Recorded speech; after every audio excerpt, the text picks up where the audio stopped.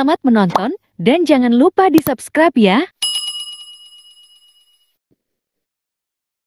Nanti ada pengumuman dari Prodi PPNJ.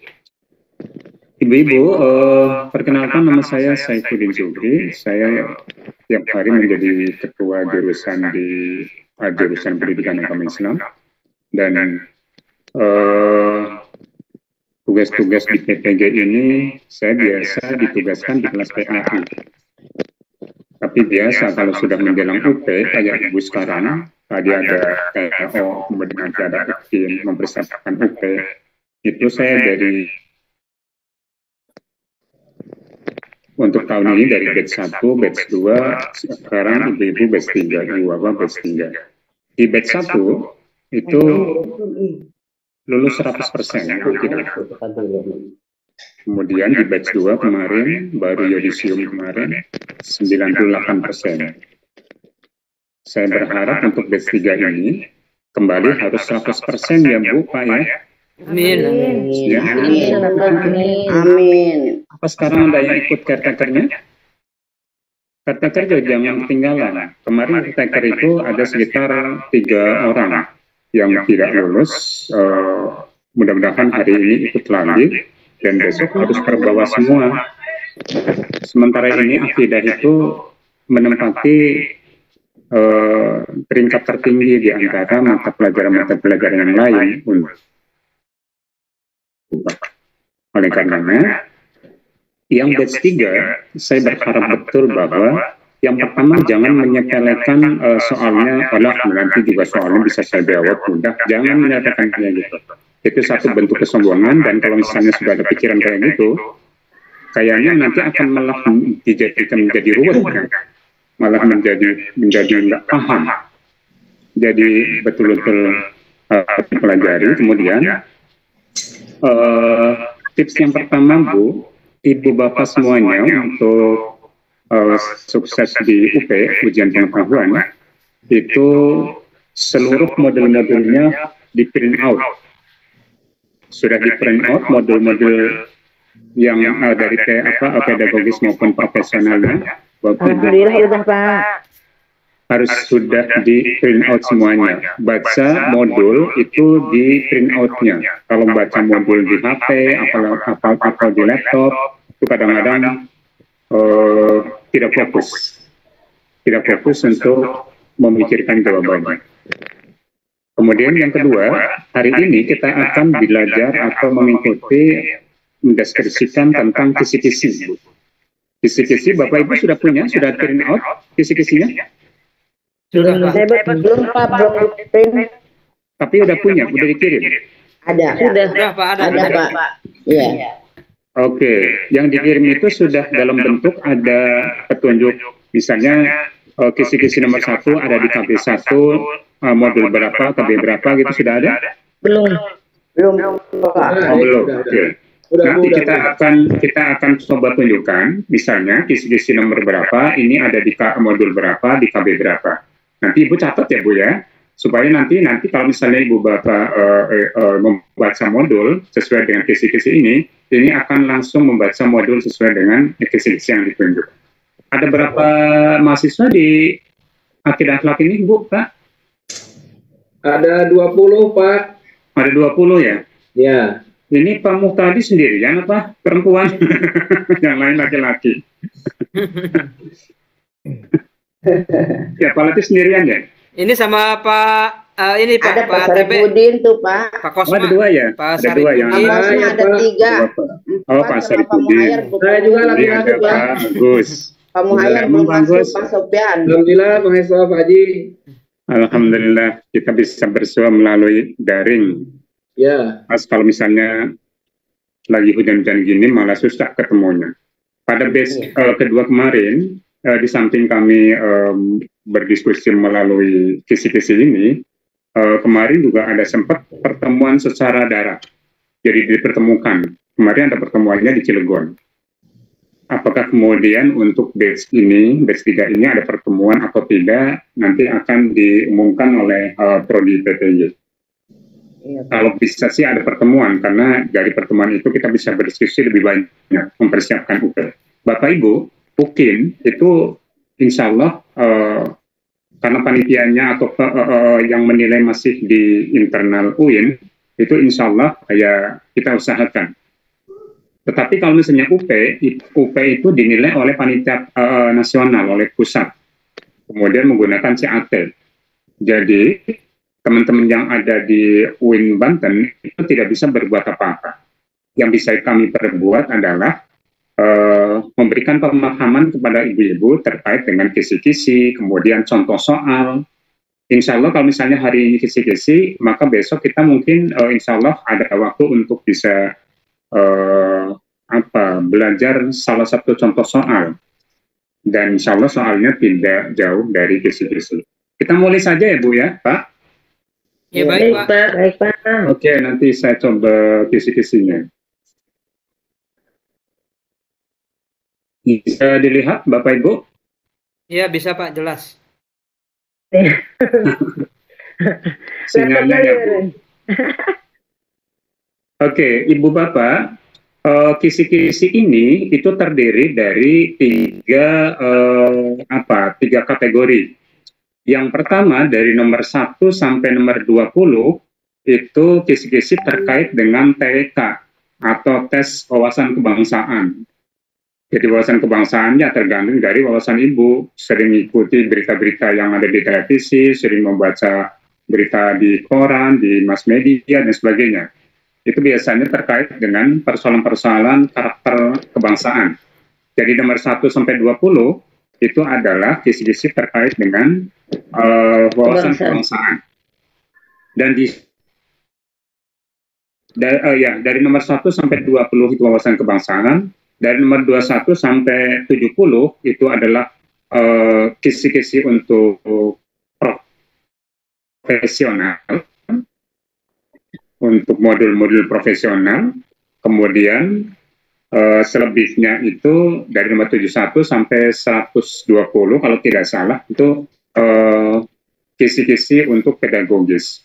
Hari ini kita bicara masalah kisi antara profesional dengan pedagogis. Yang TWK-nya, wawasan kebangsaannya itu tidak dibahas karena itu nanti akan dipelajari oleh ibu-ibu dan bapak-bapak sendiri terkait dengan TWK. Kita akan mulai dari nomor 21, ya Bu ya. Iya, Pak. Kemudian yang akan dibacakan di sini adalah indikator esensialnya. Yang paling kanan dari kan ada kolom nomor CPBS, NPMK, materi pokok, kemudian submateri, dan ada indikator. Yang akan kita bacakan di sini adalah indikatornya untuk bisa dijelaskan. Kisi-kisinya itu cukup membacakan indikator esensialnya.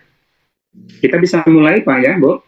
Iya, Pak. Baik, Pak Ji. Baik. Nomor satu di nomor 21 disajikan narasi konseptual dari para ulama kalam terkait dengan iman kepada Allah. Mahasiswa dapat mengidentifikasi konsep iman kepada Allah.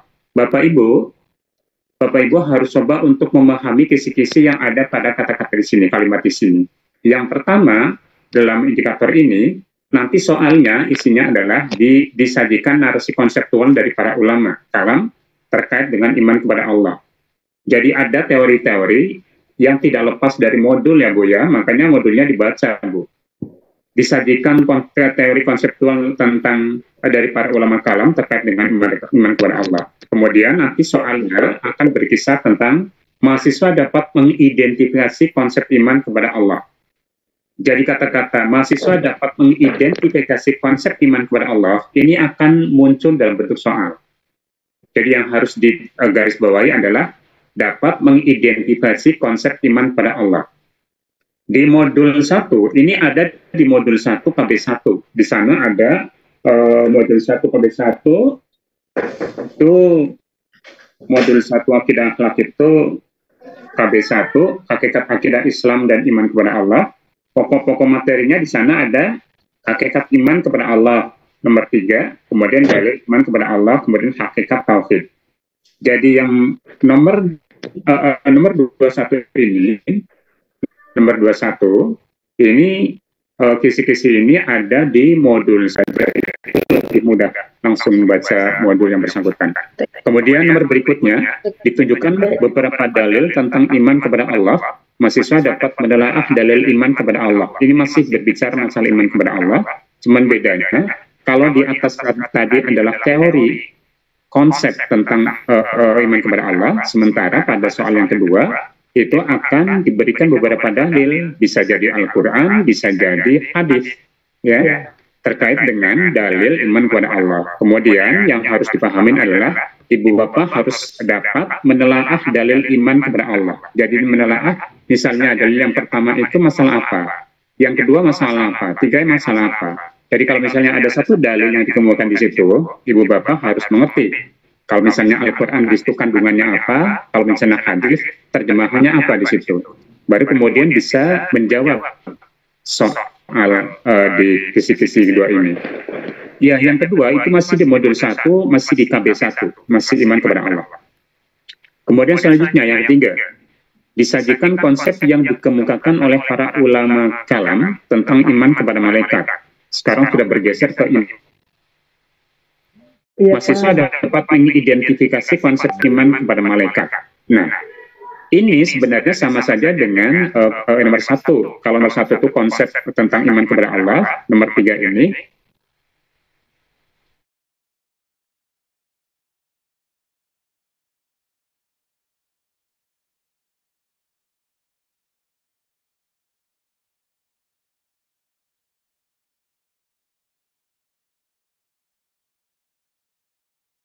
selanjutnya disajikan beberapa ayat Al-Quran dan hadis tentang iman kepada hari akhir.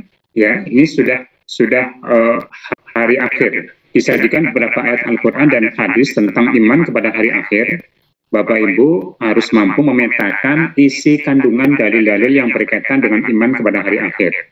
Ya, konsepnya sama dengan tadi, dengan malaikat, dengan Allah, dengan terkait dengan dalil-dalil yang disuguhkan. Jadi bisa jadi soalnya itu akan memunculkan dalil baik dari Al-Quran maupun hadis yang terkait dengan keimanan kepada hari akhir. Kemudian ibu bapak harus memetakan isi kandungan dari dalil yang bersangkutan. Yang namanya guru-guru akidah akhlak yang memang harus tahu tentang dalil dan tidak bisa berbicara kalau tanpa dalil. Apalagi persoalan keimanan, tidak bisa ngarang ya Bu Pak ya. Ini ada di KB 1, ada di modul 1 KB 2. Modul 1 KB 2. Yang nomor 8 ini, di sini nomor 8. Modul 1 KB 2. Kemudian yang nomor selanjutnya, nomor 10. Disajikan kisah seseorang yang menunjukkan keimanannya kepada malaikat, ya. Disajikan kisah seseorang yang menunjukkan keimanannya kepada malaikat. Mahasiswa dapat merumuskan hikmah iman kepada hari akhir. Ibu bapak ini sudah bergeser ke materi hikmah iman kepada hari akhir. Tetapi soalnya ini, kisi-kisinya ini soal nanti akan ditunjukkan dengan satu kisah atau kasus yang terjadi pada seseorang, dan itu terkait dengan persoalan keimanannya kepada malaikat. Kasusnya seperti apa, jalan ceritanya kayak apa, pahami nanti Bu. Kemudian ibu-ibu itu diminta untuk dapat merumuskan hikmah. Hikmah iman kepada hari akhir kan banyak. Itu dibaca hari akhir. Kira-kira ketika ada kasus, kemudian ada satu kasus yang ditunjukkan dalam sebuah soal, itu terkait dengan hikmah iman yang keberapa. Nanti akan diberikan opsi jawabannya. Ini ada di modul 1 KB 2. Masih di modul 1 KB 2 ya Pak ya, nomor 10 ini. Kemudian nomor 11, disajikan konsep yang dikemukakan oleh para ulama kalam tentang iman kepada kitab-kitab Allah. Ya, ini sudah bergeser ke kitab-kitab Allah. Mahasiswa dapat mengidentifikasi indikator adanya keimanan seseorang kepada kitab-kitab Allah. Jadi di dalam modul ini ada beberapa indikator seseorang disebut iman kepada kitab-kitab Allah, Bu. Ya, sekali lagi yang ada di modul ini, silahkan baca nanti. Ini masih ada di modul 1 KB 3. KB 3. Ibu Bapak semuanya harus memahami di sini disajikan konsep yang digunakan. Jadi terkait dengan konsep yang dikemukakan oleh ulama kalam tentang iman kepada kitab-kitab Allah, Bapak Ibu harus dapat mengidentifikasi indikator adanya keimanan seseorang kepada kitab Allah. Untuk bisa mengetahui atau mengidentifikasi indikator ini, Bu, maka Ibu Bapak harus memahami kepala soalnya nanti. Soalnya terkait dengan konsep seperti apa terkait dengan kitab Allah. Ini ada di modul 1 KB3. Kemudian nomor 13. Nomor 13, disajikan kisah seseorang. Lagi-lagi ini kasus, nanti soalnya berupa kasus. Disajikan kisah seseorang yang menunjukkan keimanannya kepada kitab-kitab Allah. Kasus seseorang yang menunjukkan keimanannya kepada kitab-kitab Allah. Mahasiswa dapat merumuskan hikmah iman kepada Allah. Nah, ini sudah berbicara masalah hikmah iman kepada Allah. Hikmah iman kepada Allah kan ada beberapa itu. Dan nanti disesuaikan dengan kasusnya. Kasusnya itu kira-kira masuk hikmah iman kepada Allah yang mana. Ini ada di modul 1 KB3. Modul 1 KB3. Kemudian nomor 15, disajikan beberapa ayat Al-Quran dan atau hadis tentang iman kepada Rasul-Rasul Allah. Ya, sekarang iman kepada Rasul-Rasul Allah. Mahasiswa mampu memetakan dalil iman kepada Rasul Allah. Jadi di situ nanti akan disajikan beberapa ayat ya. Ayatnya mungkin lebih dari satu. Bisa jadi itu menjadi pilihan. Misalnya begini Pak Bu. Konsepnya ada di atas. Kemudian konsep yang di atas itu sesuai dengan dalil yang mana yang bisa jadi pilihannya adalah A. Al-Quran surat apa ayat berapa, B. Al-Quran surat apa ayat berapa, C, D, E misalnya gitu. Maka Ibu Bapak harus bisa mengidentifikasi macam-macam dalil-dalil yang bisa jadi menjadi pilihan-pilihan jawaban supaya disesuaikan dengan kasus atau konsep yang ada di atasnya. Ini ada di modul 1 KB3. Masih di modul 1 KB3. Kemudian nomor 16.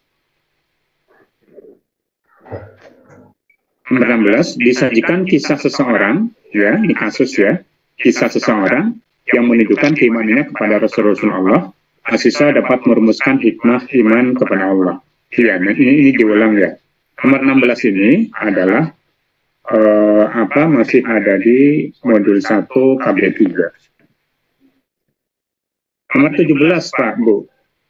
Nomor 17. Disajikan konsep yang dikemukakan oleh para ulama kalam. Ini konsep ya, konsep yang dikemukakan oleh ulama kalam terkait dengan iman kepada qada dan qadar. Qada dan qadar Allah. Ini konsep para ulama kalam terkait dengan qada dan qadar Allah. Mahasiswa dapat mengidentifikasi konsep iman kepada qada dan qadar. Ini sangat terkait erat dengan persoalan konsep. Oleh karena konsep qada dan qadar Allah itu harus dipahami.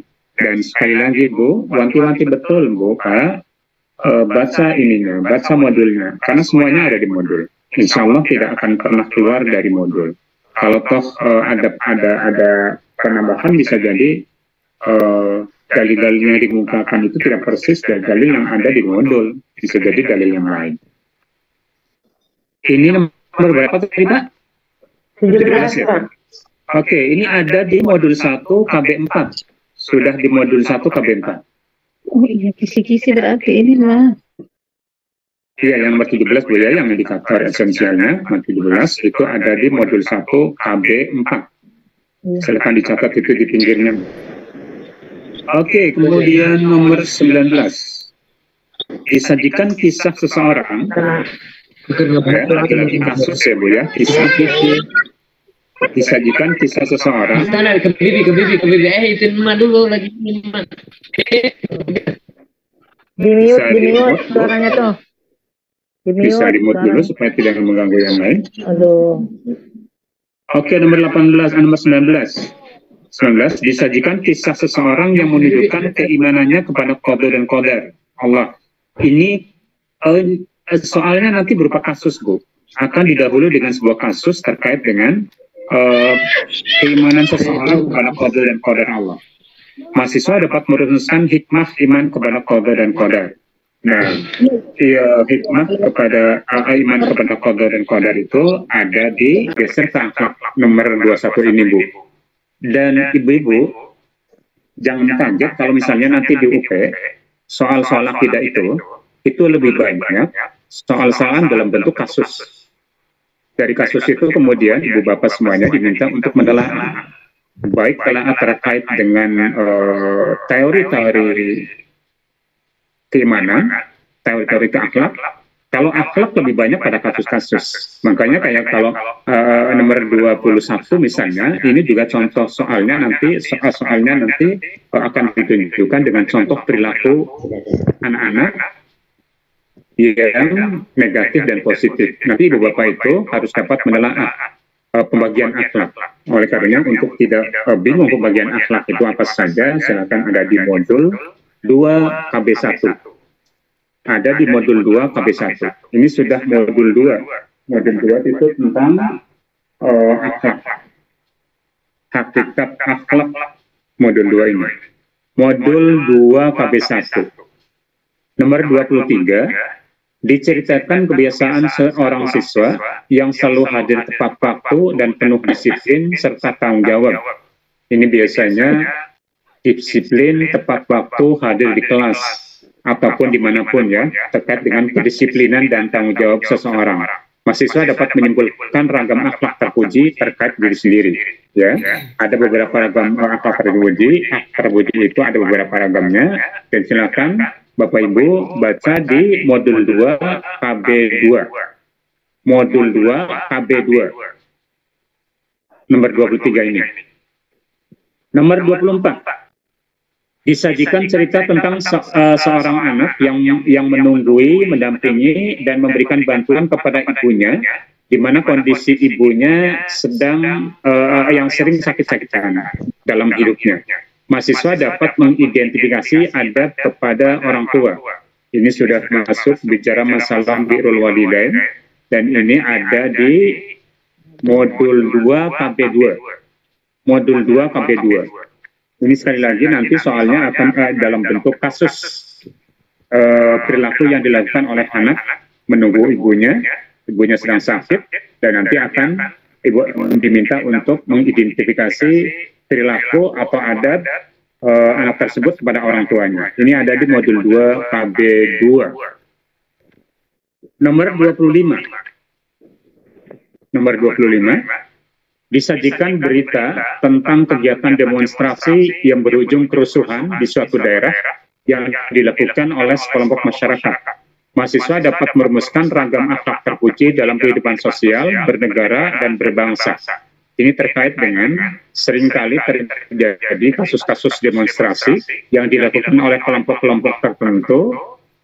Kemudian Bapak Ibu diminta untuk bisa merumuskan persoalan karakter atau akhlak terpuji dalam kehidupan sosial, bernegara, maupun berbangsa. Ini modul utamanya ada di modul 2 KB2. Modul 2 KB2.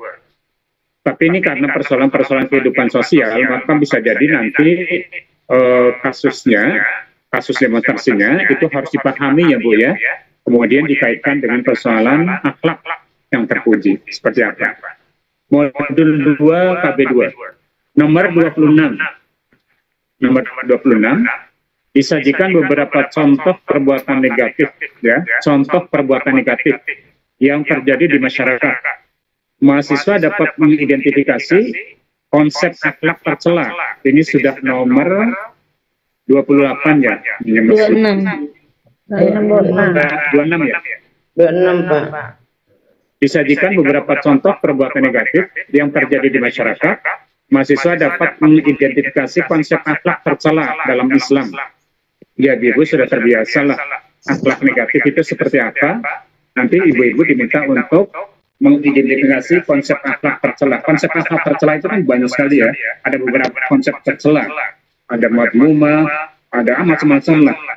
Jadi kira-kira kasus yang terjadi pada anak yang bersangkutan itu masuk konsep akhlak tercela yang mana? Oke, kemudian yang nomor ini ada di modul 2 KB2. Ada di modul 2 KB2, masih modul 2 KB2. Nomor 28. dijelaskan beberapa kondisi bahagia yang dialami seorang anak didik di madrasah. Sekali lagi, dijelaskan beberapa kondisi bahagia yang dialami seorang anak didik di madrasah. Mahasiswa dapat mengidentifikasi hikmah dilarangnya akhlak tercela. Lagi-lagi, nanti akan dimunculkan kasus, akan dimunculkan perilaku seseorang di madrasah. Kemudian Bapak Ibu harus dapat mengidentifikasi hikmah dilarangnya akhlak tercela. Sekali lagi dipahami dengan dipahami kepala soalnya. Kepala soalnya biasanya itu berisi tentang kasus di masyarakat. Ini nomor 26, nomor 28 ini ada di KB2, KB3, modul 2, KB3. Sebentar Bu, ini lagi hujan deras jadi suaranya kurang terdengar. Sama sarua jeung Bu Nunung nya. Hujan deras Bu Nunung. TB. Oke, kita lanjutkan. Nomor berapa sekarang, Bu? Nomor 29. 29, Pak. Oke, 29. 29 disajikan beberapa teks berbahasa Arab yang berkaitan dengan syirik. Mahasiswa dapat menentukan konsep tentang syirik dalam ajaran Islam. Bapak Ibu, nanti di indikator nomor 29 ini, itu akan disajikan dalam contoh soalnya, dan soalnya nanti akan disajikan beberapa teks berbahasa Arab yang berkaitan dengan syirik. Baik itu yang akan dimunculkan itu Al-Quran, atau yang akan dimunculkan adalah definisi syirik dalam bahasa Arab, bisa jadi nanti. Ya, ini akan disajikan teks dalam bahasa Arab yang berkaitan dengan syirik. Mahasiswa dapat menentukan konsep tentang syirik dalam ajaran Islam. Mahasiswa diminta, Bapak Ibu, itu diminta untuk menentukan konsep tentang syirik. Konsep tentang syirik itu seperti apa? Silakan baca di modul kedua KB4. Modul kedua KB4. Nomor 30. Disajikan beberapa contoh perilaku menyimpang yang terjadi di masyarakat. Ingat Bu, perilaku menyimpang. Beberapa contoh perilaku menyimpang yang terjadi di masyarakat. Mahasiswa dapat mengidentifikasi dampak perbuatan syirik kepada Allah. Dampak perbuatan syirik kan banyak itu Bu. Dampak perbuatan syirik itu ada di modul banyak. Ada beberapa hal terkait dengan dampak seseorang melakukan perbuatan syirik. Nanti soal ini juga akan diawali dari sebuah kasus tentang perilaku yang menyimpang di masyarakat. Nanti Ibu Bapak harus bisa mengidentifikasi dampak perbuatan syirik. Di modul kan ada beberapa ya dampak ya, silahkan baca. Ini ada di modul 2 KB4. Modul 2 KB4. Nomor 32. Disajikan beberapa contoh perbuatan tercela di tengah-tengah kehidupan masyarakat. Mahasiswa dapat menentukan contoh perbuatan syirik. Bu, Pak, tolong pahami ini kisi-kisinya. Disajikan beberapa contoh perbuatan tercela di tengah-tengah kehidupan masyarakat. Mahasiswa dapat menentukan contoh perbuatan syirik. Jadi nanti bisa jadi yang di atasnya itu, kepalanya itu akan ada alur cerita tentang perbuatan tercela di tengah masyarakat. Apakah dalam bentuk ada yang memberikan sesaji di pepohonan atau di pemakaman, misalnya kayak begitu. Nanti ibu-ibu, apa-apa, itu diminta untuk dapat menentukan contoh perbuatan syirik terkait dengan kasus yang dimunculkan pada soal itu. Nomor 32 ini, itu ada di KB2, ada di modul 2, KB4. Modul 2, KB4. Oke, nomor 33. Nomor 33. Diberikan beberapa fakta dalam kehidupan sosial dan fenomena alam tentang kebesaran Allah. Mahasiswa dapat menyimpulkan tentang konsep sifat Allah dalam Asmaul Husna yaitu Al-Aziz, Al-Ghaffar, Al-Basir, An-Nafi, Ar-Ra'uf, Al-Bar, Al-Faq, Al-Adl, dan Al-Qayyum. Jadi ada beberapa ayat Al-Quran. Tapi di sini pilihannya ada beberapa ayat Al-Quran. Jadi nanti kalau misalnya ayat Al-Quran apa bunyinya, silakan Bu dibaca, kemudian kandungannya terutama. Kemudian mahasiswa dapat mengidentifikasi kisah Ashabul Kahfi dalam Al-Quran.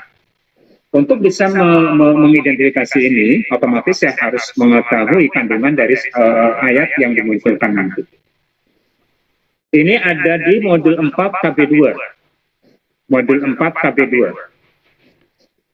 Nomor 44, disajikan beberapa perilaku positif, ya, perilaku positif yang ditunjukkan oleh kelompok Ashabul Kahfi. Mahasiswa dapat merumuskan keteladanan kisah Ashabul Kahfi. Keteladanan kisah Ashabul Kahfi itu ada beberapa yang bisa dibaca dan jangan keliru. Kasus yang ada pada soal itu akan berbunyi semacam apa, dan kemudian keteladanan Ashabul Kahfi yang seperti apa yang sesuai dengan kasus yang dimunculkan pada kepala soal nanti. Nomor 44 ini itu ada di modul 4 KB2. Masih di modul 4 KB2, karena KB2 itu masih mendeskripsikan tentang Ashabul Kahfi. Nomor 45, disajikan teks ayat-ayat Al-Quran yang berkaitan dengan kisah para nabi. Mahasiswa dapat merumuskan kisah keteladanan Nabi Yunus alaihissalam dalam Al-Quran. Ini di atasnya berbicara masalah teks ayat Al-Quran terkait kisah nabi. Kemudian mahasiswa dapat merumuskan kisah keteladanan Nabi Yunus alaihissalam. Otomatis nanti ayat-ayat Al-Quran yang dimunculkan bisa jadi adalah terkait dengan kisah Nabi Yunus alaihissalam. Tetapi bisa ada ayat-ayat yang kalau misalnya itu ayat-ayat menjadi beberapa pilihan yang harus dijawab, maka bisa jadi kisah-kisah itu jangan sampai keliru pilihannya itu yang bukan menunjukkan kisah Nabi Yunus alaihissalam.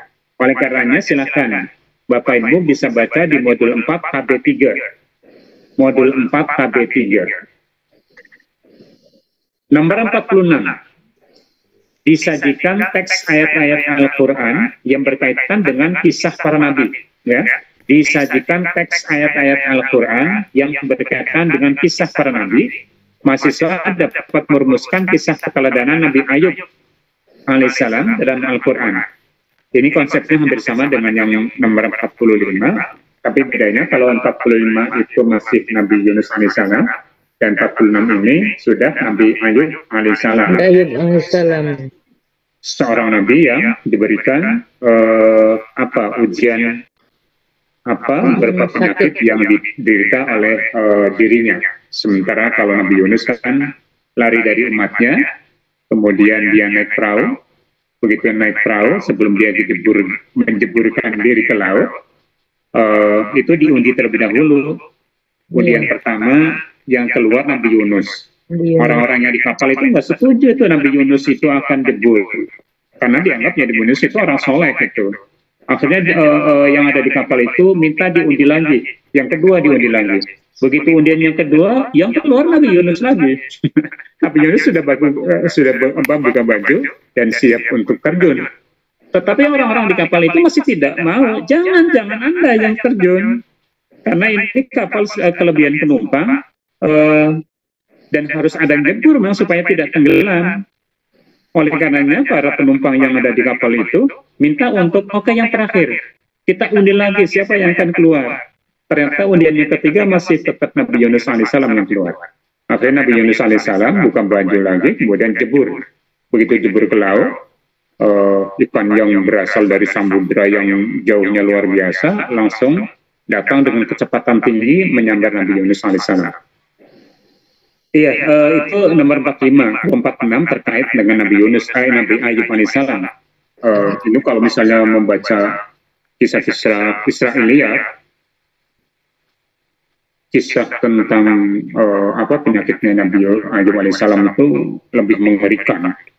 Padahal ya, kalau kisah-kisah yang biasa cukup diterangkan bahwa ada salah seorang nabi yang ditimpa ujiannya oleh Allah berupa penyakit, tidak perlu diceritakan secara detail.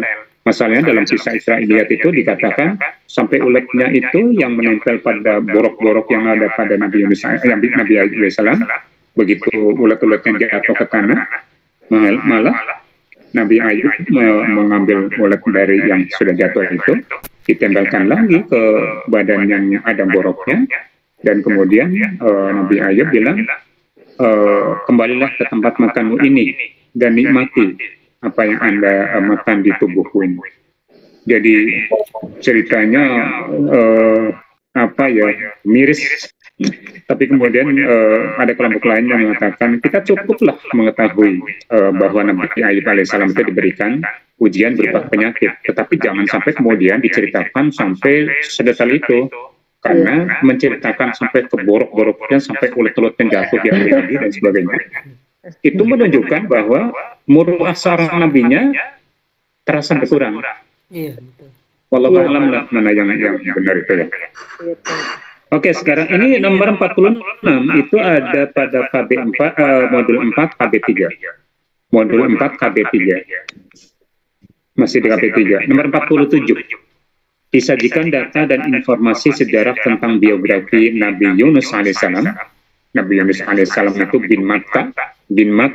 Silakan nanti Ibu baca di modul lagi. Sebagai salah seorang nabi dalam ajaran Islam. Ya, Nabi Yunus alaihissalam ini. Mahasiswa dapat menyimpulkan hikmah dari kisah Nabi Yunus alaihissalam. Nah, kalau misalnya di bawahnya ada mahasiswa diminta untuk menyimpulkan hikmah, maka yang harus diperdalam adalah hikmahnya, ya, materi-materi tentang hikmah dari kisah Nabi Yunus alaihissalam. Sesungguhnya apa sih dari kisah Nabi Yunus alaihissalam? Nabi Yunus alaihissalam kan kemudian terkenal dengan satu istighfarnya. La ilaha illa anta subhanaka inni kuntu minadh dhalimin. Silakan Bu baca-baca kalau sedang sholat tahajud, sedang sujud, ya. Ini salah satu bentuk istighfar.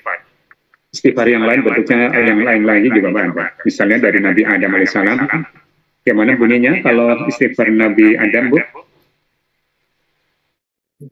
La ilaha illa anta subhanaka inni kuntu minadh dhalimin. Ini itu istighfarnya Nabi Yunus. Kalau Nabi Adam, Rabbana zalamna anfusana wa illam taghfir lana wa tarhamna lanakunanna minal khasirin. Mudah-mudahan ya kita sedang berbicara masalah kisi-kisi, ya selingan kita istighfar, mudah-mudahan Allah memberikan kemudahan untuk kita semuanya. Ya Allah, ya Rabbal alamin. Oke, kemudian ada istighfar satu lagi, Sayyidul Istighfar. Jangan sampai nggak bisa ya Bu ya, Sayyidul Istighfar. Bagaimana baca Sayyidul Istighfar? Nanti contoh. Allahumma anta rabbi la ilaha illa anta. Bika mas'alakani wa ana abduka wa ana mastatu. Abu laka binikmatika alayya wa abu bidambi faghfirli fa innahu la yaghfiru dzunuba illa anta. Ibu bapak seringkali mendawamkan zikir pagi dan petang. Kalau bisa mendawamkan zikir pagi dan petang, di situ selalu ada Sayyidul Istighfar dan istighfar yang lain. Silahkan Bu dibiasakan, didawamkan untuk zikir pagi dan petang. Dalam surat Insyaallah Pak Haji. Iya, kita saling mengingatkan. Coba kalau misalnya bisa dilakukan misalnya habis asar, sudah sholat, sudah zikir yang rawatib, zikir rawatib kan tasbih tahlil tahmid itu ya, kemudian dilanjutkan dengan zikir pagi dan petang. Kita akan lebih tenang dalam menjalani kehidupan ini, Pak Bu. Ya, nomor 47 ini itu ada di modul 4 KB3. Silakan Bapak Ibu baca modul 4 KB3. 9. Disajikan secara deskriptif tentang akhlak mulia para sahabat Nabi. Masya Allah, ini akhlak mulia para sahabat Nabi. Mahasiswa dapat merumuskan keteladanan Abu Bakar Siddiq. Silakan Ibu Bapak semuanya baca. Kalau Bapak Ibu punya waktu lebih luang, baca kisah tentang kepemimpinan Abu Bakar Siddiq. Begitu luar biasanya Abu Bakar Siddiq. Abu Bakar Siddiq itu diangkat sebagai khalifah pada saat jenazah Rasulullah belum diserahkan kepada Umar dilemparkan kembalikan lagi kepada Abu Bakar. Dan dari situ, kisah umat pada saat itu banyak sekali yang mau murtad karena tidak percaya kalau Rasulullah bisa meninggal. Dan banyak yang tidak membayar zakat dan seterusnya. Kemudian pada zaman Abu Bakar Siddiq ini, peperangan-peperangan yang dilakukan oleh sahabat itu banyak peperangan yang dihadapi musuhnya adalah pasukan dari pasukan Romawi, Bu, Pak. Jadi pasukan Romawi sementara ini pada saat bicara masalah sejarah diagung-agungkan, tapi ternyata pasukan Romawi ini seringkali yang dihadapi adalah pasukan sahabat Abu Bakar, terutama pasukan dari Khalifah Abu Bakar. Dan banyak kan pasukan Khalifah Abu Bakar itu menang. Tetapi dalam sejarah yang kita terima sejak SD, SMP, SMA, yang didengung-dengung itu selalu Romawi yang hebat. Padahal yang dihadapi adalah orang-orang Muslim yang betul. Oke, nomor 49 ini ada di modul 4 KB4. Modul 4 KB4. Nomor 50, disajikan secara deskriptif tentang akhlak mulia para sahabat Nabi. Ya, disajikan secara deskriptif tentang akhlak mulia para sahabat Nabi. Mahasiswa dapat merumuskan keteladanan Umar bin Khattab. Kalau yang pertama itu Abu Bakar, yang kedua Umar bin Khattab. Perilakunya seperti apa? Ini masih ada di modul 4 KB4. Modul 4 KB4. 51, disajikan secara deskriptif tentang akhlak mulia para sahabat Nabi. Ini sama dengan di atas ya. Mahasiswa dapat merumuskan keteladanan Utsman bin Affan. Ini sudah ke Utsman bin Affan, seorang sahabat Nabi yang terkenal dengan kekayaannya yang informasinya sampai hari ini juga masih melimpah ruah dan kemudian keuntungannya itu didistribusikan kepada para fakir miskin di seluruh dunia. Kemudian yang 51 ini ada di modul 4 KB4. Modul 4 KB4. Kemudian 52, disajikan secara deskriptif tentang akhlak mulia para sahabat Nabi. Mahasiswa dapat merumuskan keteladanan Ali bin Abi Thalib. Nah, yang 52 itu sudah Ali bin Abi Thalib, ponakannya Rasulullah. Ini ada di modul 4 KB4. Ali bin Abi Thalib itu dikatakan oleh Rasulullah sebagai jendelanya ilmu. Jadi jendelanya ada di Ali bin Abi Thalib, kemudian ilmunya didapat dari Rasulullah. Ini ada di modul 4 KB4 tentang Ali bin Abi Thalib karamallahu wajhah. Nomor 53, disajikan deskripsi konseptual yang dikemukakan oleh para ulama kalam. Mahasiswa dapat menyimpulkan konsep iman yang terdiri dari akidah, tauhid. Apa konsep iman? Yaitu tentang akidah dan tauhid, Islam atau syariah, dan ihsan atau akhlak dalam tinjauan akidah Islam. Sekali lagi saya bacakan biar agak jelas. Disajikan deskripsi konseptual yang dikemukakan oleh para ulama kalam. Mahasiswa dapat menyimpulkan konsep tentang iman, Islam, dan ihsan. Ini bisa jadi bersandar pada hadis yang Rasulullah kedatangan malaikat Jibril alaihissalam. Kemudian malaikat Jibril itu duduk berhadapan Rasulullah, dengkulnya nempel pada Rasulullah. Para sahabat bingung, ini orang baru datang dari jauh, tapi kelihatan tidak ada rasa lelahnya, klinis. Datang, duduk di depan Rasulullah, dengkulnya ditempelkan pada Rasulullah. Sahabatnya bingung, ini siapa ini? Kenal nggak? Tapi malah mendekati Rasulullah. Kemudian malaikat Jibril itu nanya kepada Rasulullah, ma huwa iman, ma huwa Islam, ma huwa ihsan. Dijawab satu-satu oleh Rasulullah. Kemudian malaikat Jibril yang nanya malah membetulkan. Maka sahabat malah bingung, ini nanya tapi membetulkan. Kan para sahabat nggak tahu kalau itu malaikat Jibril. Ini Masya Allah kedatangan ini jadinya hadis tentang iman, Islam, dan ihsan. Ibu Bapak silahkan baca di modul 5 KB1. Bapak Ibu, Membaca modul terkait dengan materi-materi dari awal sampai akhir, Bu ya, itu jangan hanya berpikir hanya sebatas menghadapi UP. Tapi niatkanlah bahwa ini untuk menambah pengetahuan Bapak Ibu ketika harus memberikan materi-materi itu kepada anak didik. Sampaikanlah kepada anak didik dengan hadis dan Al-Quran, hadis-hadis yang sahih. Berikan tata cara beribadah misalnya sesuai dengan tata cara beribadah yang Rasulullah sampaikan. Jangan yang bukan disampaikan oleh Rasulullah malah disuruh dilakukan pada anak didik. Yang sampaikan begitu, Bu. Pak. Ini nomor berapa tadi, Bu? Pak? Nomor 55 ya? 55. Ini ada di modul 5 KB1. Ada di modul 5 KB1. 53 juga tadi ada di modul 5 KB1 juga. Oh iya, tadi nomor 53, masih nomor 53, modul 5 KB1. Sekarang nomor 55. Diberikan contoh beberapa perbuatan berkenaan dengan keberagamaan dalam masyarakat. Mahasiswa dapat menunjukkan implementasi iman, Islam, dan ihsan dalam kehidupan manusia. Jadi nanti kasusnya itu akan ditunjukkan tentang perilaku seseorang terkait dengan iman, Islam, ihsan. Apakah perbuatan yang dicontohkan dalam soal nanti itu terkait dengan iman, Islam, atau ihsan? Ya, nanti Ibu Bapak makanya harus bisa menyimpulkan iman itu apa, mahwa iman, mahwa Islam, mahwa ihsan. Ihsan itu apa, iman itu apa, dan apa tadi yang satunya, iman, Islam, dan ihsan itu apa masing-masing. Sehingga nanti Ibu kalau misalnya ada kasus, contoh kasus soalnya, Ibu bisa mengidentifikasi apakah itu termasuk iman, Islam, atau ihsan. Oke, nomor 56. Oh ya, yang tadi masih di KB berapa, Bu? KB 5 KB1, modul 5 KB1. Modul 5 KB1. Bu, walaupun saya melihat Ibu ada beberapa yang umurnya sudah luar biasa, tetapi jangan kalah dengan yang muda-muda ya, Bu ya. Insya Allah, Pak. Biasanya yang sudah berumur kayak gitu tuh khusyuknya lebih tinggi ketimbang Oke, nomor 56. Disajikan deskripsi konseptual tentang tauhid, ya.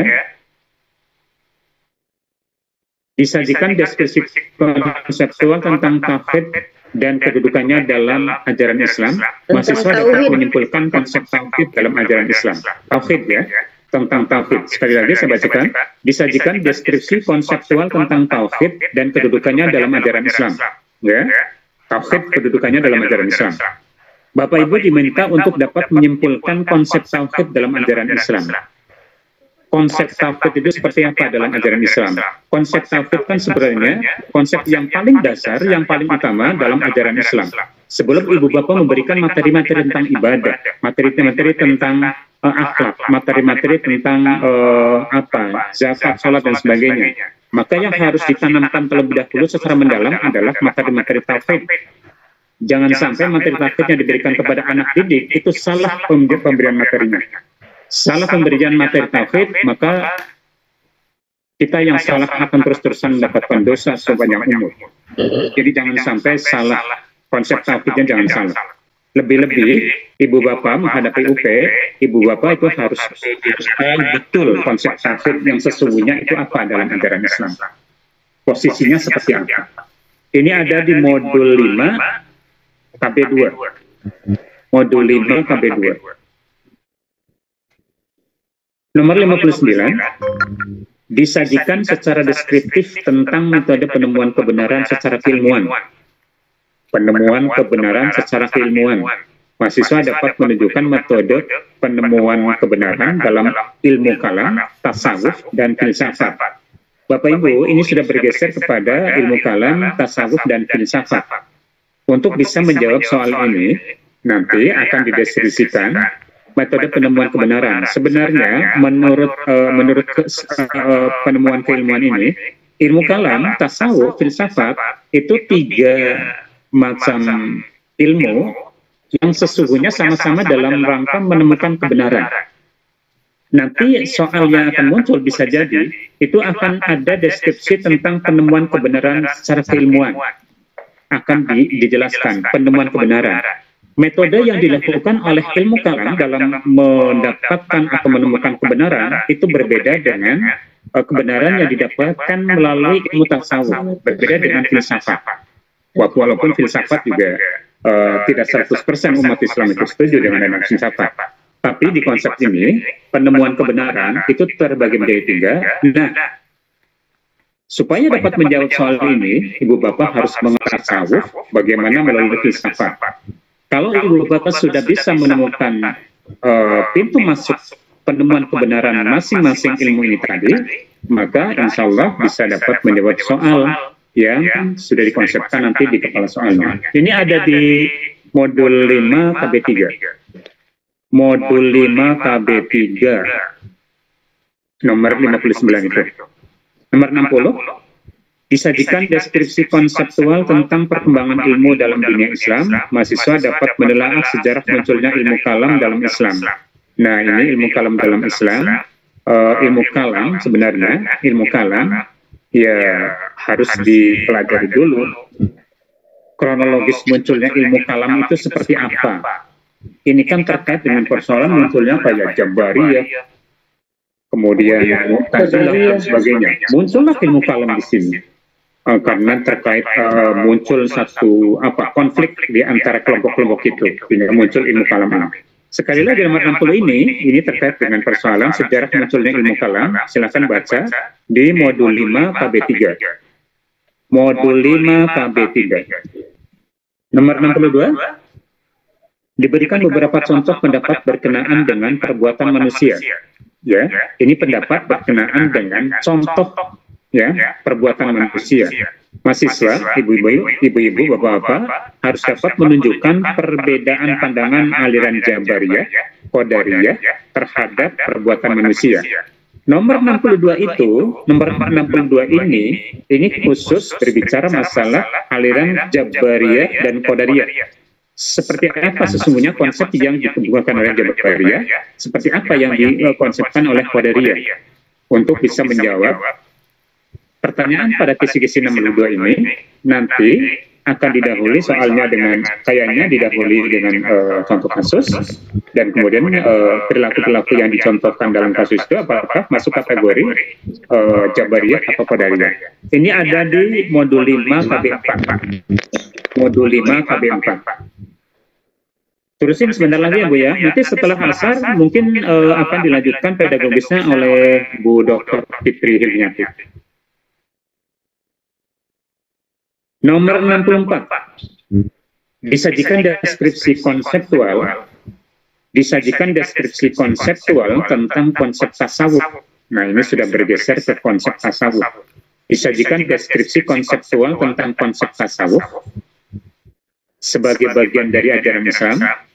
Mahasiswa dapat menyimpulkan konsep tasawuf dalam ajaran Islam. Ibu-ibu, bapak-bapak, ini semuanya sudah terkait dengan konsep tasawuf. Bagaimana munculnya konsep tasawuf? Seperti apa konsep tasawuf dan apa sesungguhnya konsep tasawuf? Itu silakan ibu-ibu, bapak baca di modul 6 KB2. Modul 6 KB2. Ini sudah modul terakhir. Kan ada 6 modul ya Pak, Bu? Iya Pak. 6 modul, masing-masing modul ada 4 KB. Tapi tidak semua KB muncul di kisi-kisi. Seperti modul 6, nomor 64, itu modul 6 KB2. Modul 6 KB1-nya tidak ada contoh kisi-kisinya di sini. Ya, sekali lagi nomor 64 itu modul 6 KB2. Nomor 65, disajikan informasi tentang beberapa perilaku mulia para sufi dalam kehidupan mereka. Mahasiswa dapat mengidentifikasi struktur makomat dalam kajian tasawuf. Bapak Ibu, silakan baca tentang konsep makomat. Makomat dalam kajian tasawuf itu seperti apa? Makomat itu apa? Bagaimana struktur makomatnya? Maksudnya struktur itu step-step seseorang dalam bertasawuf, kemudian mengikuti pola makomat. Itu apa dulu yang dilakukan, kemudian apa, itu yang disebut dengan struktur seseorang menjalankan ilmu tasawuf melalui makomat. Jadi harus dimengerti dulu makomatnya itu apa ya Bu ya, untuk bisa menjawab soal dari visi nomor 5. Disajikan informasi tentang beberapa perilaku mulia para sufi. Jadi nanti yang dimunculkan adalah kasus perilaku seorang sufi dalam kehidupan mereka. Kemudian Bapak Ibu supaya dapat menjelaskan perilaku itu masuk pada struktur yang mana dalam makomat itu. Bisa jadi semacam. Ini ada di modul 6 KB2. Modul 6 KB2. Nomor 67.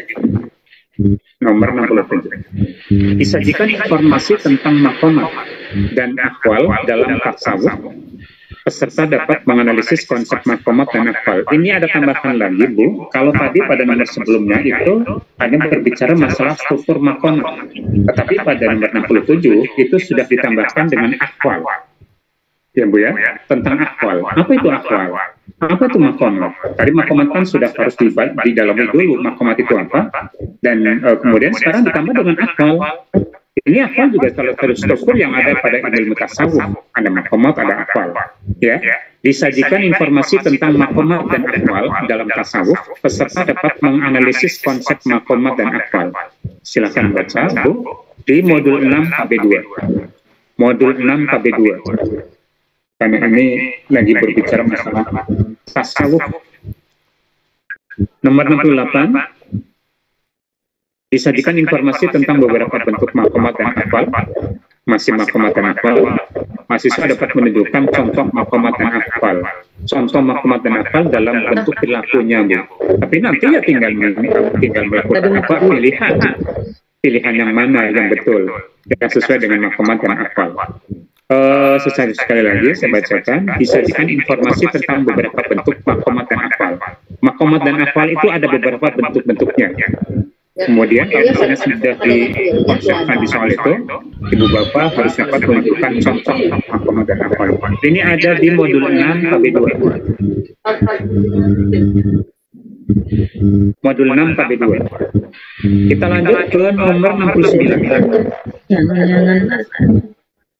Nomor 69. Sebentar lagi. Modul 6 KB2 69. Disajikan data dan informasi tentang beberapa perilaku yang dilakukan seseorang dalam mengamalkan ajaran tasawuf. Saya ulangi lagi. Disajikan data dan informasi tentang beberapa perilaku yang dilakukan seseorang dalam mengamalkan ajaran tasawuf. Nanti ceritanya itu perilaku seseorang yang sedang mengamalkan ajaran tasawuf. Ibu Bapak harus dapat menentukan konsep dan pandangan aliran tasawuf akhlaki. Bu, ini ada konsep aliran tasawuf akhlaki yang harus Ibu mengerti betul konsepnya itu seperti apa. Dibaca di modul 6 KB3. Kan di situ aliran tasawuf kan banyak. Akhlak itu seperti apa? Ini ada di KB3, modul 6 KB3.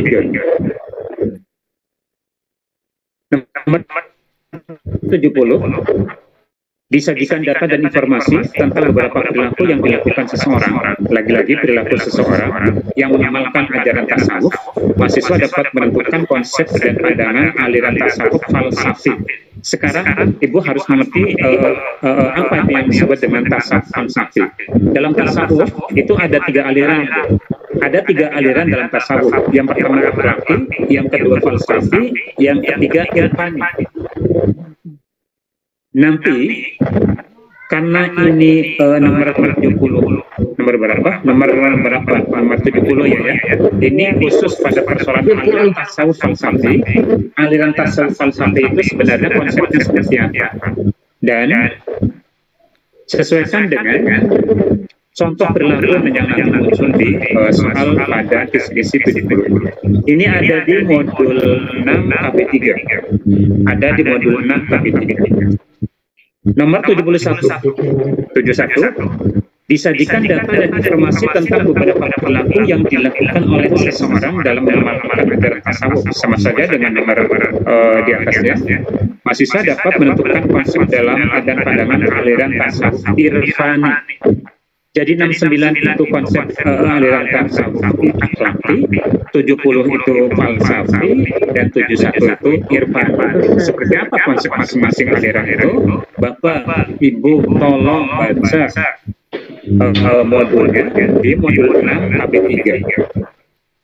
Saya sudah mencoba untuk menunjukkan modul berapa, KB berapa yang ada pada masing-masing item kisi-kisi. Ibu Bapak, Ibu-ibu semuanya, bapak semuanya, di dalam kisi-kisi ini kan ada yang nomornya loncat ya Bu ya. Misalnya ini, misalnya ya misalnya gitu. Kalau misalnya loncat kayak begini, kalau misalnya soal loncat, maka bisa jadi kisi-kisinya itu juga, tapi soalnya itu lebih dari satu. Soalnya lebih dari satu. Misalnya loncat dari nomor 20 di kisi-kisi dari nomor 20, kalau ke 22, 21-nya nggak ada, maka bisa jadi kisi-kisi nomor 20 itu nanti soalnya ada 2 soal terkait dengan kisi-kisi nomor 20. Jadi karena ada loncat-loncat, ini tidak dibuat satu kisi-kisi satu soal, tetapi jadi ada satu kisi-kisi itu dibuat menjadi 2 soal, pokoknya lebih dari satu, dan semacam itu ada yang satu soal. Sudah selesai Bu 71 karena 73 ini sudah masuk materi tentang pedagogis, dan pedagogis ini akan disampaikan oleh Bu Dr. Fitri Heniati. Bu Dr. Haja Fitri Heniati nanti akan masuk. Saya nggak tahu sekarang sudah masuk belum. Ini sudah selesai.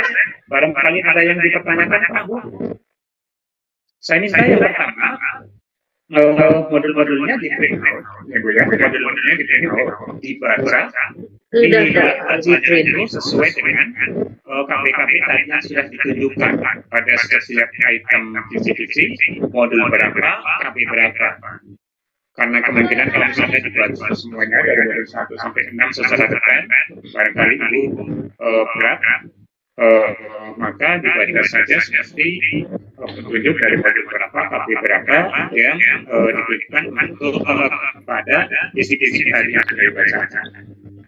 Itu saja Bu, Pak. Ada yang mau nanya siapa? Saya Pak Iya, silakan. Sebentar ini saya ke dulu. Maaf Pak ya, ini nanya ini tips untuk